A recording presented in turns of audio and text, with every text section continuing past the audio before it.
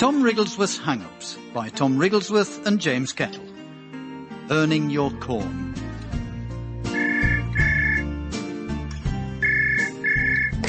Hello? Hello, is that the Toby Carvery? Good. It's about our reservation. In the name of Richard Wrigglesworth. That's R-I-C-H-A-R-D Wrigglesworth.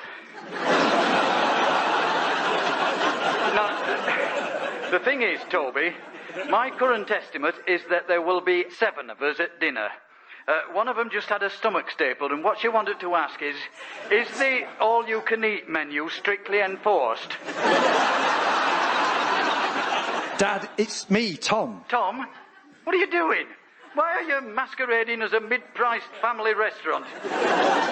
I'm not. You phoned me. Oh, it's the contact list on this phone. I must have pressed the wrong button. You see, you're next in the alphabet to the Toby Carvery. Oh, of course, Tom and Toby. No, not quite. They're under Carvery. You're listed as child 4. Very nice. Thing is, negotiating with the Carvery is proving trickier than you'd think.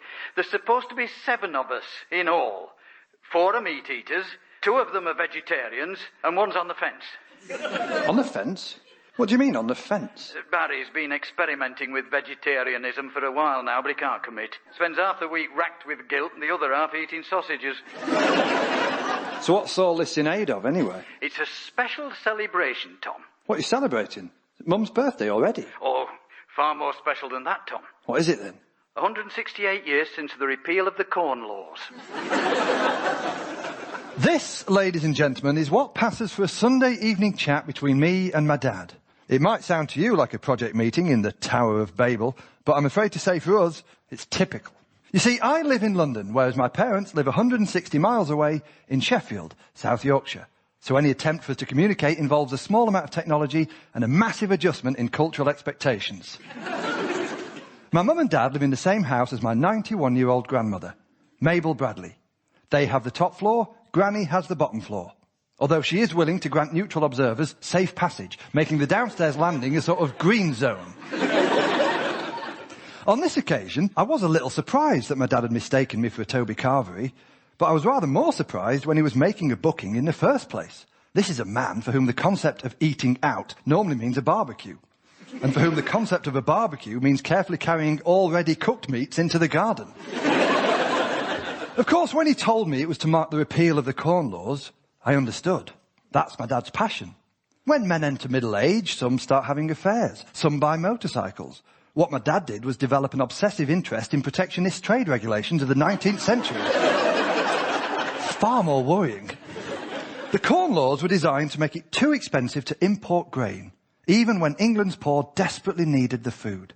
They protected rich landowners, but impoverished the needy. And after 33 years of protest, they were eventually smashed by the Anti-Corn Law League, who used pamphleteering and the penny post to unify the working classes behind their noble cause. These days, you could get the same result on Twitter in half an hour with the hashtag, "Where's the bread?" What really interests my dad about the whole thing is that one of the key players in the Corn Law protests was George Wilson, my great-great-great-grandfather's nephew. Sounds tenuous, but my dad is always incredibly excited by the achievements of any member of the Wrigglesworth family. Apart from me, who he describes as the exception that proves the rule. So it's 168 years, is it? I know, son, doesn't time fly? No, it's just 168 years. I mean, it's not a very special number. Well, we missed out on 150, and it'll be tempting fate to hang on for the bicentenary. I suppose so. Who have you got coming to this thing, then? Initially, I wanted to restrict it to only those with a passion for local history. But then I widened the circle to include anyone I've loaned gardening equipment to that hasn't mistreated it. And finally, I've extended it to anyone I've bumped into in the last 6 months who's shown so much as a glimmer of interest. And that's got us up to 7. Astonishing. How are things with you, anyway? Oh, I've had some good news. Oh, dear. I'm pretty sure that, subject to a few more checks, our offer on the flat has been accepted. Did you get my email with the pictures? No, I can't get emails right now. The computer's playing up. I bet there's nothing wrong with it. I should never have tried to update Internet Explorer. Like Icarus, I've flown too close to the sun. Well, anyway, I found a great place. 1 bedroom in the heart of an urban regeneration area and close to a major bus route. A snip at 450,000. So, stripping away the estate agent jargon, it sounds like you're paying nearly $500,000 for a shoebox on a dual carriageway next to a council tip. Well, ladies and gentlemen, I may not say this very often, but my dad did have a point. When it comes to the madness of house prices, we're obsessed. Just like all roads leading to Rome, when you're my age, all dinner parties lead to a heated discussion about house prices. And since we're all on mortgages anyway, what we're doing is paying imaginary prices with imaginary money to live in properties we only imagine we own. I don't know whether I'm investing in bricks and mortar or a philosophical concept. And it's all so stressful. Yeah, I've had the offer accepted in principle. Now I have to go through credit ratings, survey reports, endless pieces of paper that have to be signed and countersigned. And in the middle of this, my estate agent turned round and congratulated me because apparently I'm in the enviable position of being at the start of the house buying chain. Well, lucky me. If I'd have known, I'd have booked the Toby Carvery. I'm presuming at one end of the chain are first-time buyers, like me, and the other end of the chain are last-time sellers, like dead people. And every time someone falls off the perch, we all move 1 step forward. It's like queuing up to get into the world's least enjoyable nightclub. But this made me realise, I know someone who's been a last-time seller, but lived to tell the tale. I'm talking about my granny. I mean, you could argue she picked a fate worse than death because she sold her house and moved into my mum and dad's, where she now sits, bobbing gently in a sea of large print library books and keeping herself afloat on a raft of prescription medicines. Hello? I've told you 1,000 times I haven't got a computer. I don't want a computer. I can't even spell PC. Granny, it's me, Tom. Oh, I'm sorry, Thomas. I thought you were the man from Microsoft. What man from Microsoft? Oh, he's always ringing me up, telling me my computer's broken and he'll help me fix it. Oh, no, Granny, they're not from Microsoft. It's one of those telephone scams. They'll get you to give them control of your computer. Then they'll install a load of viruses and charge you to get rid of them. Oh, conmen, is it? I know all about them, Thomas. Let me tell you, they won't find me an easy mark. I've seen the real hustle. Well, I've read about these guys, Granny, and they're very sophisticated. They operate out of Mumbai. Where? Bombay. But the point is, if you get any calls from people in India, just tell them you're not interested and hang up. What if it's Mrs. Benbow's grandson? What? He's on a gap year in India. Mind, he's coming back to train as a PE teacher, so it's really a gap year before a gap life. Well, if it's Mrs. Benbow's grandson, of course you can speak to him. I can't see why he would ring. It's not like I've ever met him. Hey, do you know, I've nearly bought that flat I was looking at. Oh, the London one? Yeah, the London one. I don't see why you want to live all the way down there. What's London got going for it? It's nothing but crime, pollution, and people who work in the media. Why can't you come back and live a bit closer? That way, your mum and dad will be able to pop in any time they want. So, tell me, what are you paying for this flat? Well, it's 1 bedroom on a main road, and anyway, the offer's gone in for 450. Oh, I don't think you've got much of a deal there, Thomas. Me and your granddad, when we bought our first house, it was 3 bedrooms with original Victorian fireplaces, and that wasn't much more than your flat. How much? £800.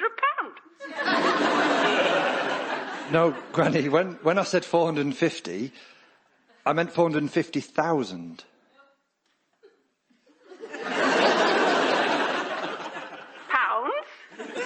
Yes, Granny. Flipping hell, Tom. Who sold you that? Some bloke on the phone from India?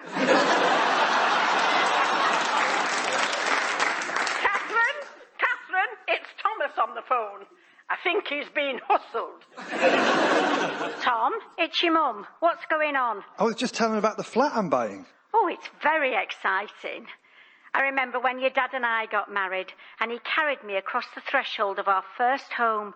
And I remember thinking to myself, Catherine, it's far too late to back out now.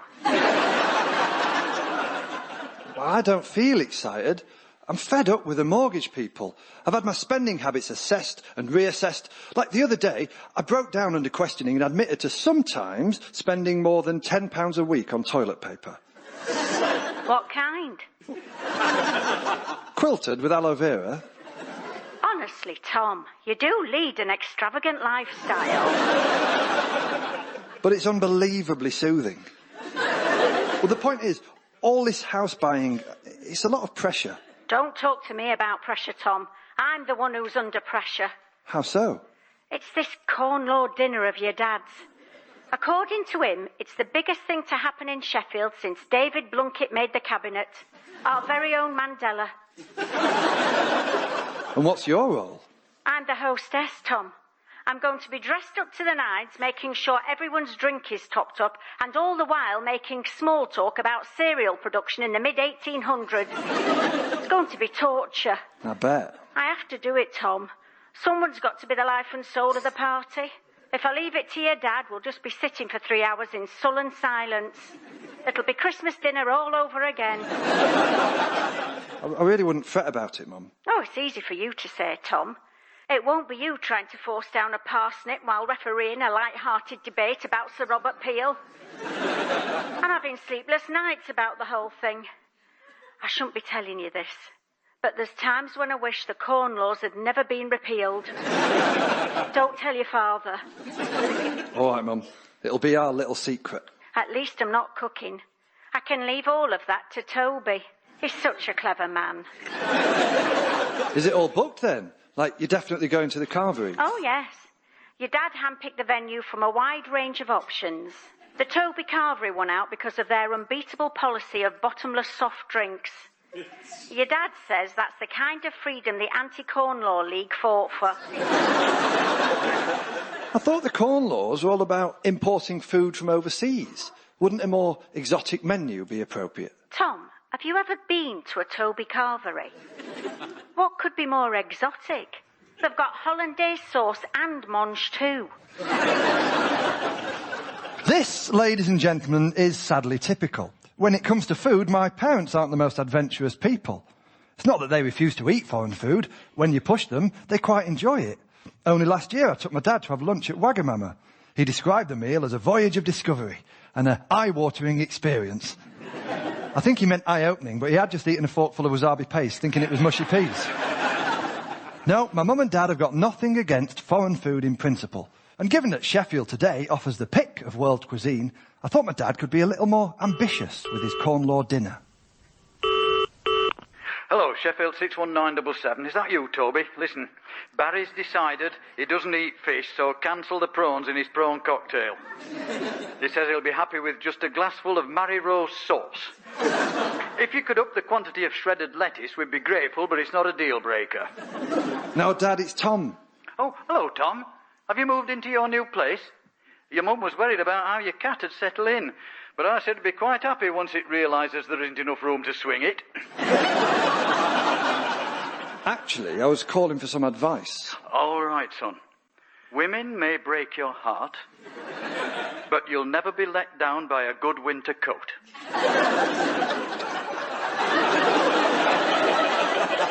No, that's not the sort of thing I mean. I've just had the bill from the solicitor, and, well, there are all sorts of charges. Like, they've charged me for conveyancing, for phone calls, for meetings, for drawing up contracts, for the pens used to sign the contracts, and the pot to put the pen in once the contract's been signed.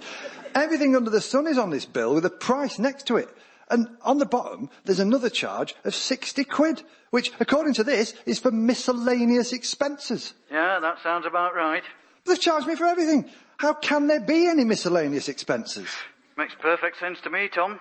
If I charged by the hour and spoke to someone like you, who spends half his time telling me how to do my job, I'd be inclined to add some extra numbers onto the bill. And probably a few choice words, too. So what can I do about it? Write it off, Tom. There are some bills that are worth worrying about, and some you just have to grin and bear. I remember when your mother told me she was pregnant with you, I could immediately see 18 years of unnecessary expense ahead. But I couldn't make a song and dance about it. I just had to look for hobbies that'd take me out of the house more. Charming. You've been a great help. How are your dinner plans? It's all falling into place. Toby's ordered in some vegetarian sausages, so it won't matter which way Barry swings. Dad, don't you want to be more imaginative than the Toby Carvery? Tom, I've been tasked with arranging this dinner. You keep out of it. This is Lord Liverpool blocking the Merchants' Petition of 1820 all over again. Come on, Dad. What about that new curry house that's opened up in Kellam Island? The posh one. Oh, for goodness sake, Tom. Curry, it's not a stag do. We're celebrating the repeal of the Corn Laws here. No, but think about it. Don't you reckon Gandhi's struggle to free his country from the yoke of imperialist oppression is very similar to William Cook Taylor's struggle to obtain a reasonably priced wholemeal loaf? Well... And what could symbolise a collectivist action of the northern industrial classes better than you and your mates tearing up a naan bread and dividing it equally so that each shall have his fill? You could have a point, I suppose. But I can't change all of these plans now. It's easy. You can book it online. Tom, you know the computer's out of action. There's no question of booking anything online. Leave it to me, Dad. I'll book the curry house for you. You won't have to worry about a thing. And how are you going to square things with Toby? We've already whacked down a £5 deposit on the Carvery. I'll cover that, Dad. I'm happy to write it off as a miscellaneous expense. So, ladies and gentlemen, that phone call didn't go quite as I'd hoped. I didn't get any help from my dad with the whole estate agent problem. And to be honest, I was getting pretty fed up with my attempts to climb the property ladder. In fact, I began to think this particular property ladder had been set at a less than 1 in 4 ratio against the vertical face of the British economy. If I wasn't careful, the whole thing might topple over backwards and leave me in a heap of negative equity and painfully overextended metaphors. On top of that, I'd now gone and got myself the job of organising my dad's Corn Laws dinner.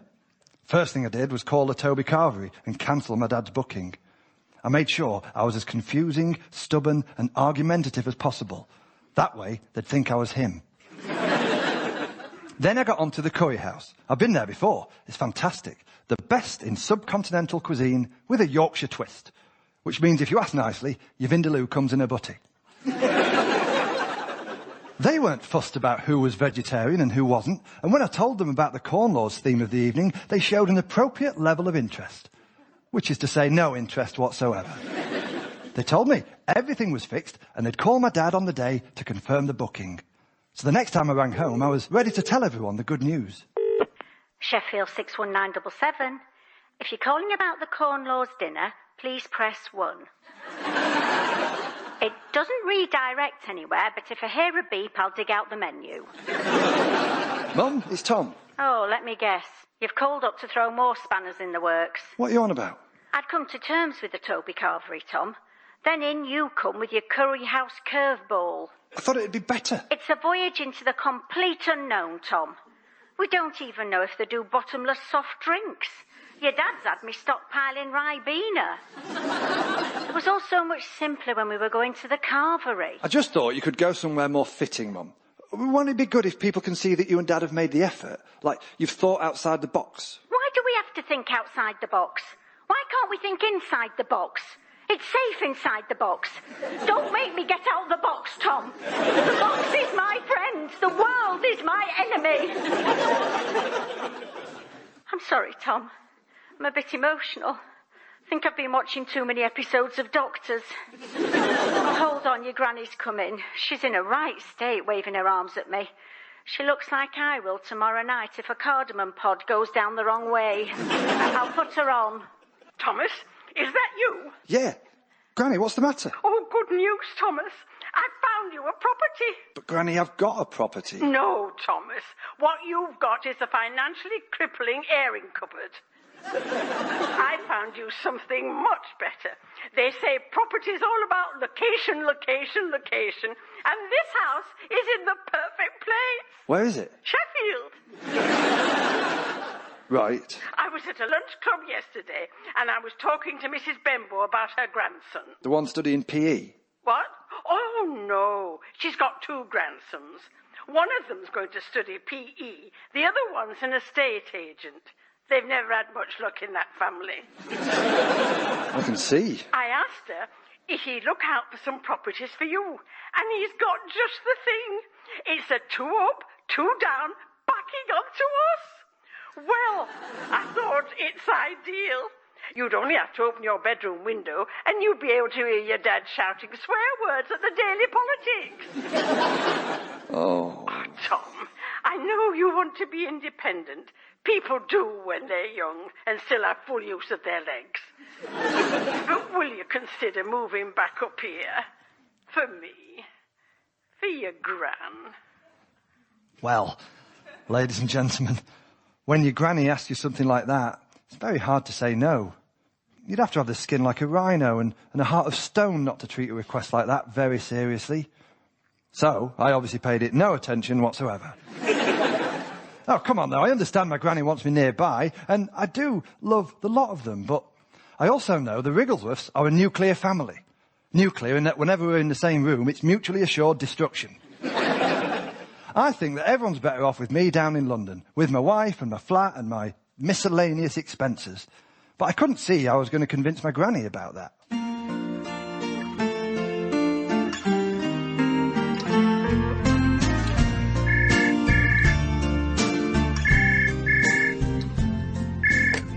Hello. Tom, it's your dad. I hope you're satisfied. Your attempts to scupper this Corn Law commemoration have proved worthy of Sir Robert Peel himself. What? When we arrived at the curry house, we were told they couldn't fit us in. I told them we had a booking. They said they were very sorry, but it had never been confirmed. Can you imagine how embarrassed your mother and I were in front of all our friends? Some very black looks were exchanged, and I swear I heard Barry muttering the words piss up and brewery. That's extraordinary. Can I ask, have you had any phone calls today? Let me think. There was a man this morning who rang to ask me my opinion about different washing detergents. Talked to him for about half an hour. I didn't realise until I got going how deeply I felt about the subject. Anyone else?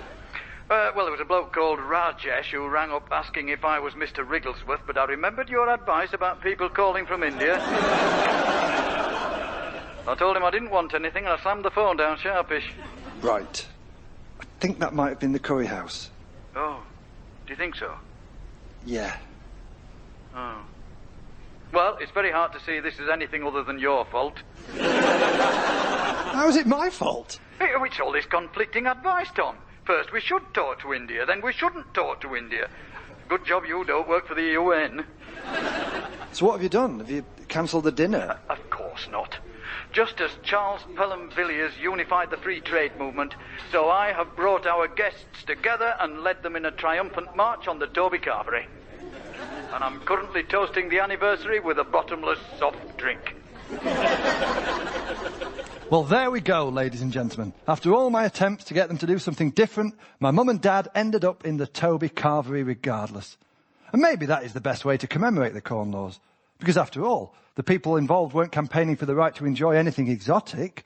All they wanted was a simple loaf of bread. And when you think about it, what they did really was extraordinary. For 30 years, they refused to give up. They kept on fighting for justice in the face of brutal opposition from their uncaring, money-grabbing overlords. And speaking of money-grabbing overlords, my solicitor. I still haven't got to the bottom of those mysterious miscellaneous expenses. I decided that, like the Corn Law rebels, I was going to stand up for what I believe in. So I called up the solicitor and demanded to know how, when everything is itemised and double-checked, there can be extraneous costs on top. And actually, they were very nice about it. The secretary told me she'd be only too happy to get someone to look into it for me, and by the end of the week, they'd get a letter out explaining in comprehensive detail the reasons for each miscellaneous expense. I said, thanks, that would be great. Then she told me that to investigate these costs, type it out and post the letter, it would cost me £35 plus VAT. Plus, presumably, any miscellaneous expenses incurred during the course of the investigation.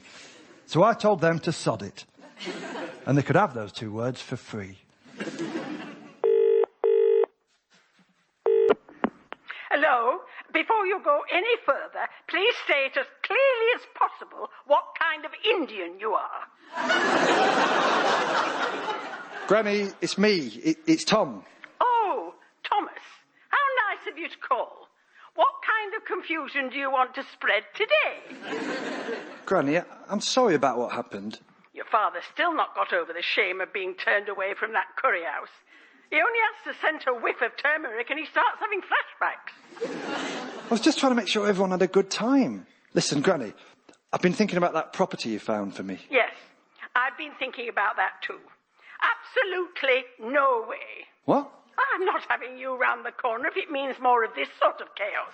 Granny? No, Thomas, my mind's made up. You should stay in London. You're like a firework.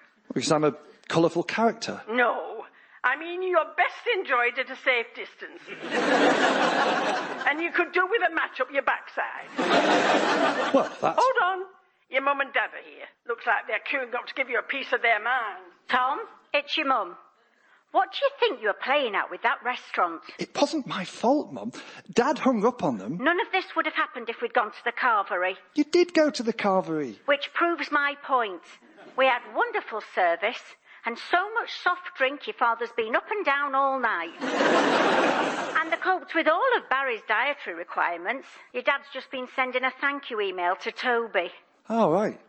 I thought the computer was out of action. All been sorted out, Tom. Let me put your father on. No, that's... Tom, such a pleasure to hear from you, but then I suppose I've always suffered fools gladly. Ah, thanks, Dad. So, you've got the computer fixed? That's right. I used a tried and tested method that's never let me down. It's called not taking any advice from my son Tom. Really? Well, I didn't need to. As luck would have it, a bloke rang up the other day and walked me through a complete recovery of the whole IT system. What? Where was he from? India. Well, why didn't you hang up on him? Tom, it's hanging up on a bloke from India that caused all the trouble last time. Once bitten, twice shy. Dad? Anyway, he fixed the problem, Tom. Turns out the computer had contracted a virus. I suppose it's my own fault for keeping it under that drafty window. How much did it cost to fix? Well, I was very pleasantly surprised. It was an excellent job, and he only charged us 200 quid plus VAT. What? That's far too much. Never mind, Tom. There's always funds set aside for this sort of thing in the family budget. You have a special bit of the budget for needless IT repairs? Well, no, I wouldn't go that far. But we do have a certain amount set aside for, For what? miscellaneous expenses. Tom Wrigglesworth's Hang-Ups was written by Tom Wrigglesworth and James Kettle, with additional material by Miles Jupp. It starred Kate Anthony, Paul Copley, Judy Parfitt and Tom Wrigglesworth. The producer was Sam Michelle.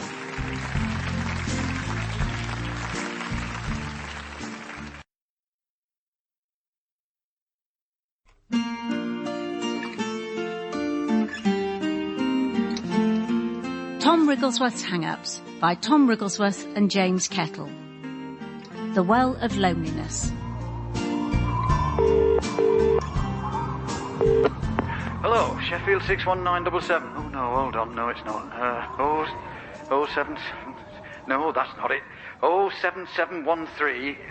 Dad, it's me, Tom, please don't interrupt me when I'm attempting to recite my own mobile number. Now, where was I? Oh, yes, 0771 634...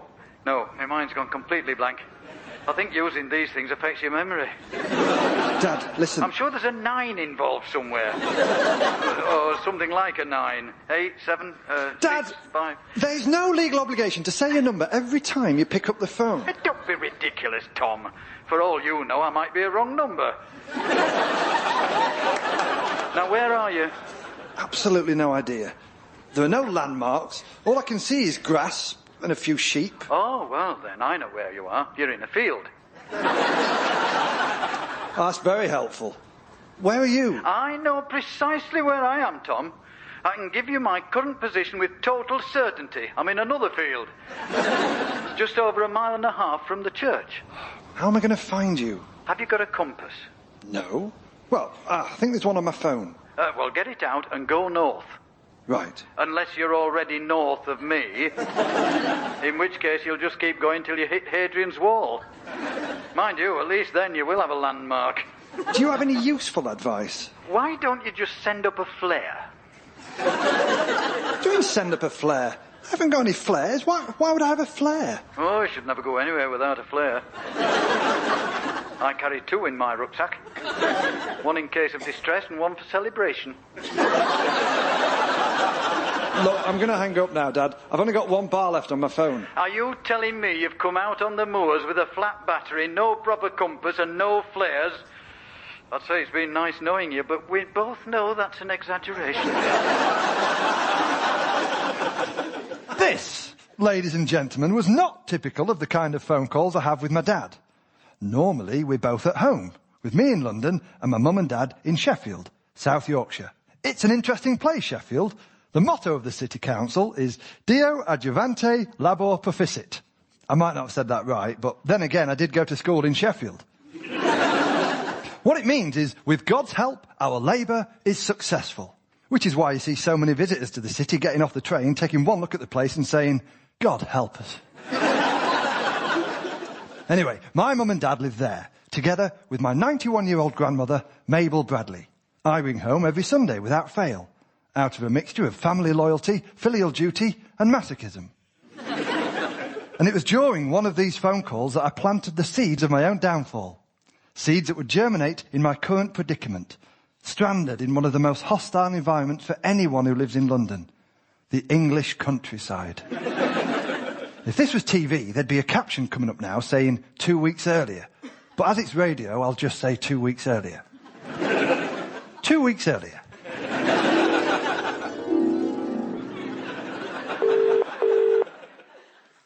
Sheffield 61977. Mum, you don't have to say the phone number every time you pick the phone up. Tom, your father and I have been answering like this for 40 years. It's instinct. You might as well ask me not to give you a spit wash every time I see you. I do ask you not to give me a spit wash. How is everyone? Oh, we're all our usual selves. I'm cooking dinner, your granny's knitting, and your father's sitting here with his head in his hands. What's wrong with Dad? You can't answer something like that in a phone call, Tom. You need 6 experts and a round-table discussion.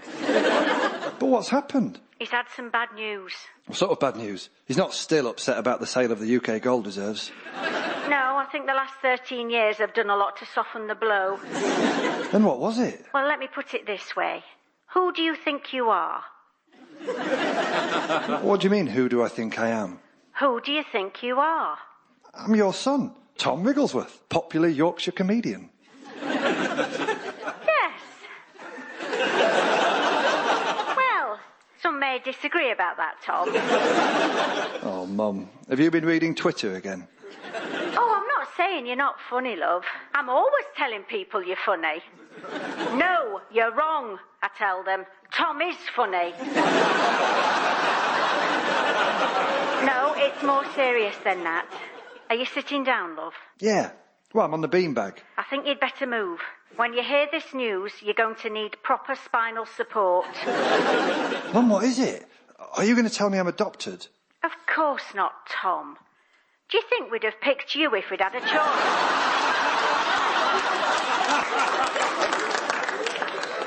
It's just... Oh, look, I'll put your dad on. It'll be better coming from him. Tom, are you sitting down? Yes, I'm sitting down. In a chair with suitable lumbar protection?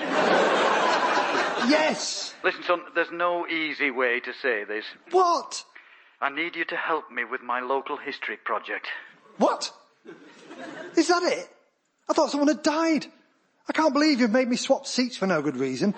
I feel like George Galloway Yeah, when... There's a bit more to it. We have to go to Hathersage churchyard. We have to see the ghastly evidence for ourselves. It's the only way to find out if we've been living a lie all these years. Bring plenty of nerve, a stiff upper lip, and some sandwiches. Now, ladies and gentlemen, I should probably fill you in about my dad. There's nothing he likes more than researching his own family history. Since he retired a few years ago, his insatiable appetite for family facts and figures has had him driving across the city to look at town hall records, driving across the county to consult registers, and driving 3 separate librarians into stress-induced early retirement. And now he wants me to go with him to a churchyard. I can't help feeling that this is making me an enabler, when what I really should be doing is staging an intervention. I should be trying to wean him off local history, maybe trying to get him into bird watching as a sort of middle-aged methadone. Just something he can do on his own without dragging others down with him. What I couldn't understand was what was getting him so wound up. Tom, I don't know how to tell you this, but it appears my great-great-great-grandfather is buried in Hathersage churchyard. Good God. I know. I didn't even know he was ill. Tom, you're not listening. He's buried at Hathersage, his local church. His local church? You don't mean... I do, Tom. I don't know how it happened, or why no one's ever told us before, but we may be the descendants of people from Derbyshire. That's not possible. I'm from Yorkshire. We're from Yorkshire. We have to face up to it, Tom. We're half-breeds. But I'm from Yorkshire. Everyone knows I'm from Yorkshire. It even says it here in the paper. Listen to this. Yorkshire comedian Tom Wrigglesworth delivered a ponderous and uninspired set. You hear that, Dad? Yorkshire comedian. Feel like I've been living a lie, Tom. This morning I walked past my framed portrait of me and Jeff Boycott. For the first time I felt nothing stirring down below. Down below? In my heart, Tom. Oh, right. I need you to come with me to Hathersage. I need you to take a photograph of the gravestone in front of the church for independent verification. I need you to hold me up when my legs give out at the sight of the awful truth. Now, ladies and gentlemen, I don't know if you've seen the film The Omen, but there's this great scene where Gregory Peck goes to this windswept graveyard and he lifts up one of the graves to find the real mother of his evil son, Damien, and is horrified to discover the body of a dog. My point is that with all these revelations about Derbyshire, this trip to Hathersage could well be just as traumatic for my dad. In fact, I'm sure my dad would prefer it if he could lift up the gravestone and find that his great-great-great-grandfather was a dog.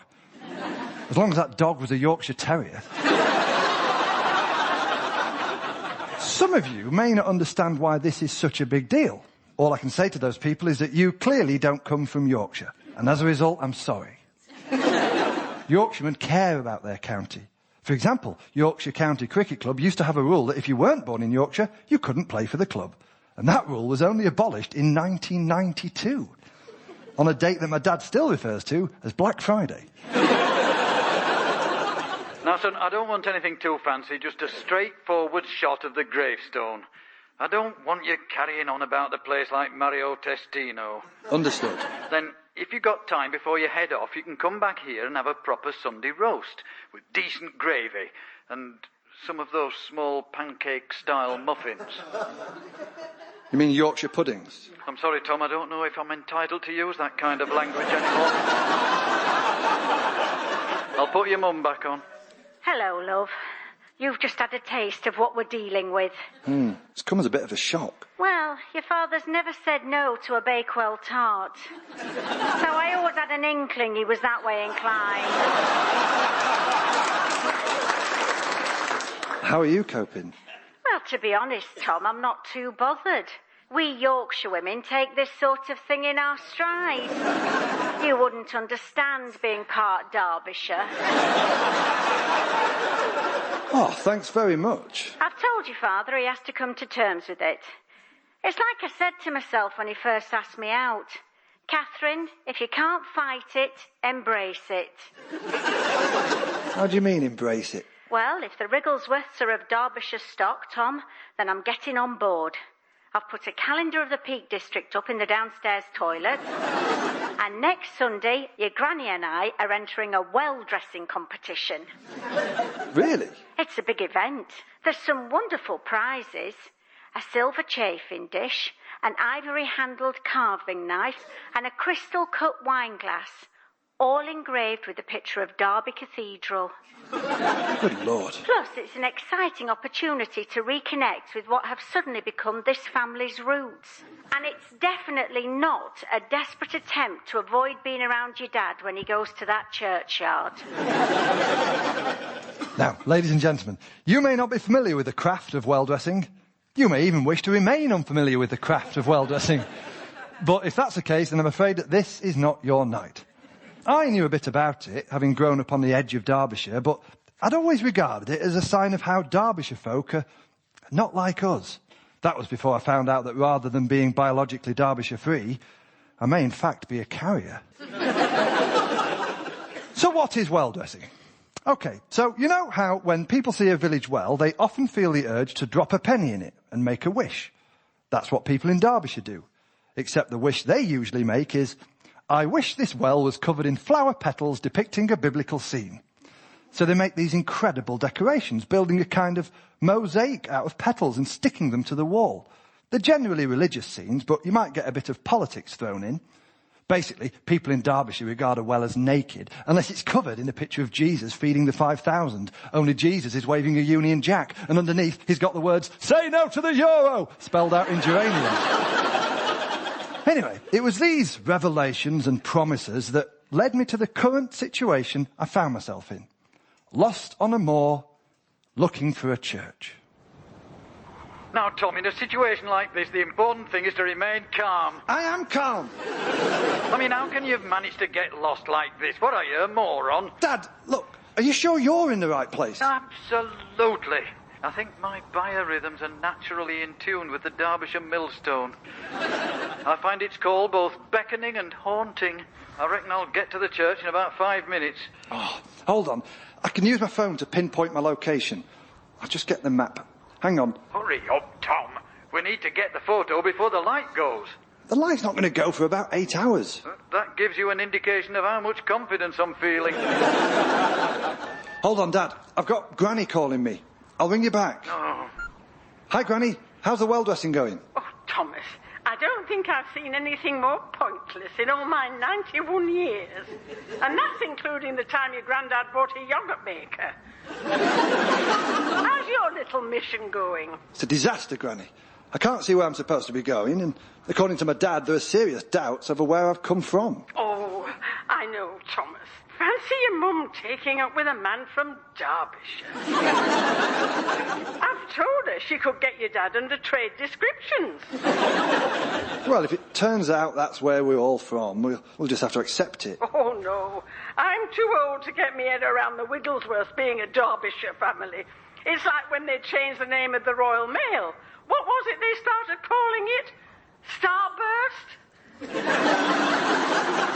How's your dad? Well, he's screaming obscenities, threatening to disown me, and generally acting as if the world's about to end, so all in all, he's very much himself. Oh, it's a bit tense here with your mum as well. How so? Oh, well, if I must do this well-dressing nonsense, I thought at least I could do it properly. So, I sketched out this beautiful winter scene. Robin Redbreast, snowman, Jesus being visited by the wise men, and Ian Duncan Smith getting frozen to death as he struggles to eat his house on a winter fuel allowance. But your mother says I've got it all wrong. She wants to do a spring scene with daffodils and trees in blossom and John the Baptist coming to the aid of the metric martyrs. Well, then I guess you're just going to have to compromise. We're trying, but the sight of Santa's sledge being pulled by newborn lambs isn't convincing either. Hold on, Granny. I've got Dad ringing me. I'll speak to you later. Hello, Dad. Tom, where are you playing at? Where are you? Sorry, Dad. Mum and Granny are arguing about the well dressing. Typical. I knew it wouldn't be long before the machinations of Derbyshire plunged this family into discord. Listen, I'm here now. I'm at the church. Just the sight of it is bringing a tear to my eye. Although that could just be my sciatica. Have you seen the gravestone yet? No, I thought I'd just pause to get my breath back before finding out if I've been living a lie my whole life. It's at times like these when it's good to rely on the support of your trusted son. I wish I had one of those. Dad, I'm sure I can't be far away. I mean, how big can this moor be? It's one of the largest areas of moorland in Europe. Acreage-wise, we're talking... Dad, you're not helping. It's a good job I've got a plan B. I knew something like this had happened. You've got a plan B? Dad, if I knew you had a plan B, I'd have stuck with my plan A, which was to stay at home in London doing sod all. I had to have a bit of insurance, so I brought my own camera, a proper camera. Classic 1930s manufacturing from the Soviet Union. It's absolutely top of the range, the kind Stalin himself would have used. And interestingly, it's almost exactly the size and weight of a large turkey. Perhaps it's having that in the rucksack that triggered the sciatica in the first place. Well, that'll never work. It'll work perfectly. All I need is a black sheet to place over my head to knock out any flaring, plus 3 minutes of absolute stillness, and everything will be fine. This, ladies and gentlemen, is entirely typical. My dad's dragged me to the middle of nowhere, and he didn't even need me to come in the first place. Here I am, stuck in a field, lugging around the most expensive, state-of-the-art camera equipment on the market, and he's going to get the pictures he needs using a poultry-sized piece of tat he's picked up second-hand off the KGB. I trudged on through the brutal and unforgiving landscape, hoping against hope that at any moment I would turn a corner and see a church spire and an irate middle-aged man floundering about under a camera hood. But it's hard to find a corner in open country. Hello. Tom, it's your mum. I'm just calling to see if you're still stuck on those moors. Yeah, it's hopeless. Now, I wouldn't normally recommend this, but I saw one of those Bear Grylls programmes. And in a survival situation, your in can often be your greatest friend. Ugh. Doesn't have to be your own. How's the well dressing going, Mum? Oh, it's been a great success. Your granny and I compromised over our artistic visions. We're calling the finished piece Rudolph the Red-Nosed Easter Bunny. That sounds nightmarish. We won third prize, although your granny feels that flatters us a bit, especially given there are only 4 entries. I see. Him in 4th place had his Derbyshire nose put right out of joint. But I said to him, it's not our fault the judges didn't go for his picture of Noah saving Bolsover from being flooded by Romanians. Well, quite. Anyway, we've had a lovely day out and a good time was had by all. So we're just on our way to the hospital. You are? Hospital? Oh, don't panic, Tom. We're both fine. One of the judges had a little accident. Oh, God, Mum. Please don't tell me this 3rd place finish was achieved by physical intimidation. Oh, of course not, Tom. The secret to well dressing is brains, not brawn. That and a bit of PVA glue. No, she slipped on a stray daffodil and turned her ankle. You'd think that sort of thing would happen more often. It's a miracle Morrissey's stayed upright all these years. Now, have you heard anything from your dad? Not for a while. I assume he's peacefully preoccupied. Your dad doesn't do peacefully preoccupied, Tom. He only does rampantly agitated or ominously quiet. All right, look, I'll give him a call. OK. I don't like to think of him all alone out there on the moors. I'm alone out here on the moors. 2 wrongs don't make a right, Tom. Fine. I'll call him now. I'll see you later.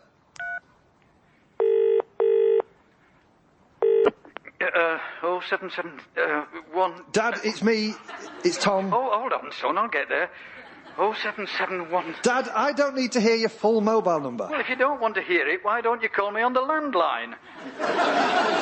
Then I could greet you with a brisk Sheffield 61977 and we could get on with our business. But how can I ring you on the landline? We're both out here on the moors. You may be on the moors, Tom. I, on the other hand, am already back here at home with my feet up, relaxing with a council leaflet about the trial pedestrianisation of Broom Hill. What?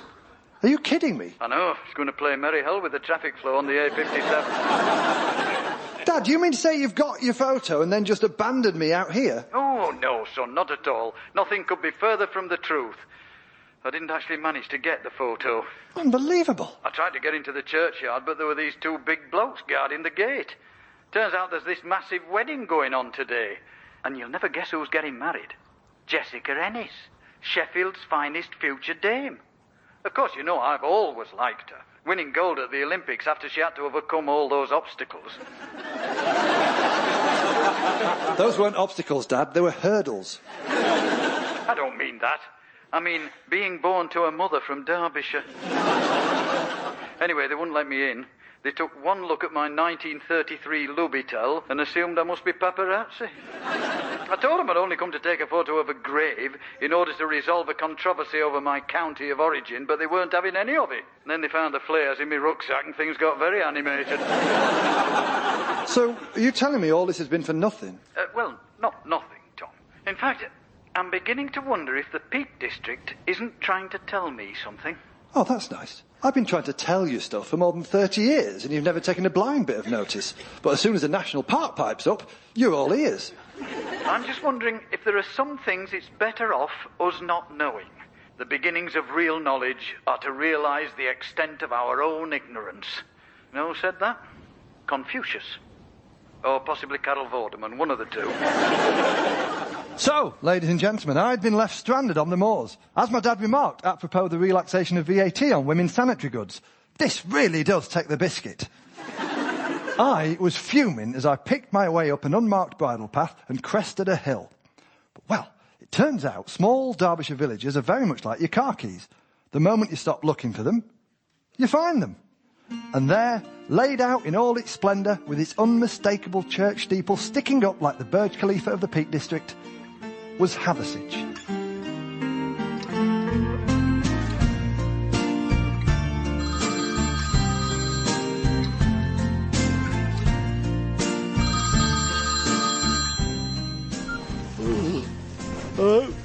Tom, it's Granny.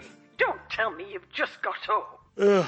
It's 11 o'clock in the morning. You've missed the best part of the day. We've already had 6 cups of tea, 4 misunderstandings, and 2 full-blown arguments. Well, I'm a bit tired, Granny. I didn't get home till God knows. It was late. But I thought you got to the church by 2. Yeah, I got to the church, and then it took me 6 hours to retrace my steps back to the car. The problem with using sheep as signposts is they all look the same. Hey, congratulations on the well-dressing. 3rd place. 3 out of 4 ain't bad, as Meatloaf once said. What are you on about, Thomas? Meatloaf, Granny. He's a singer. I know, but it's 2 out of 3 ain't bad. Although I've always preferred a little bit of paradise by the dashboard light. The chiropodist puts it on when she's doing my corns. And then we skip through to Dead Ringer for Love while she promises my heels. Anyway, I was talking about the well-dressing. You must be thrilled. Oh, it's only gone and created more problems. You won't believe what our prize is. Well, I don't know. A trip to Ibiza, matching leather jackets, your winning design tattooed on your lower back. Worse. They've given us a crystal-cut goblet with an engraving of Derby Cathedral on it. Well, that sounds lovely. It's a brutalist monstrosity, Tom. And we've got to keep it well away from your father. We've only just managed to calm him down. If he sees something like that, we won't be able to stop him from dashing it into the fireplace like a Greek at a wedding. Your mum's hidden it at the back of the cupboard, next to your granddad's yogurt maker. Very wise. Well, I'm sorry you had a difficult day yesterday, but you did look lovely in the photo. Oh, thanks for him. What photo? The photo of the gravestone. No, we didn't get a photo of the gravestone. The church was on lockdown because of the Jessica Ennis wedding. Tom, I'm looking at a picture of the gravestone right now. I can read all the details with my magnifying glass. Here lies Edward Wrigglesworth. It's on the front of all the Sunday papers. What? Yes. Jessica Ennis and her husband are walking right past it. I tell you, I wouldn't fancy her chances in the shot put, not in that dress. Are you telling me that after all that trouble, the photo that we both failed to get is on the front page of every newspaper? Yes, and I can see you right there in the background being carried off by security. I can still tell it's you, even though you're in a headlock. Oh, hold on. Your dad's bursting in like a bat out of hell. I'll put him on. Must you? Tom, what do you think you're playing at? I've just seen the papers. I told you to take the photo, not be in it. You're going to get yourself a reputation. How do you mean? People are going to see you at a church in Derbyshire, attending a wedding of a woman known to be of partial Derbyshire origin. Well, they're going to form their own conclusions, aren't they? Oh, so what? I thought you'd come to terms with it. I thought you'd accepted your Derbyshire status. Don't tar me with that brush, Tom. I'm clean. I've been given the all clear. What do you mean? I found it. Edward Wrigglesworth's obituary. A fascinating document. It says he was bloody-minded, belligerent and cantankerous, but they always accentuate the positive in these things. Right. In 1823, he fell out with his son. They had a dispute over whether horses should be allowed into Broom Hill. Anyway, he got the worst of it and moved to Derbyshire. So, he went into exile? Not quite. It says here he was sulking. So we're not from Derbyshire? Our blood is untainted. We need never consider that benighted county again. Even the thought of Matlock Bath makes me feel dirty. I'm going to celebrate. Well, knock yourself out, Dad. Hey, have you still got that flair? Already fired it, Tom. I'm going to open a bottle of Yorkshire's finest bitter, Feakston's Old Peculiar. But to make it a special celebration, I'm going to drink it out of a wine glass.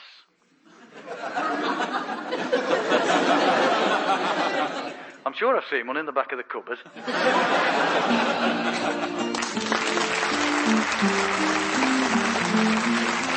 Tom Wrigglesworth's Hang-Ups was written by Tom Wrigglesworth and James Kettle, with additional material by Miles Jupp.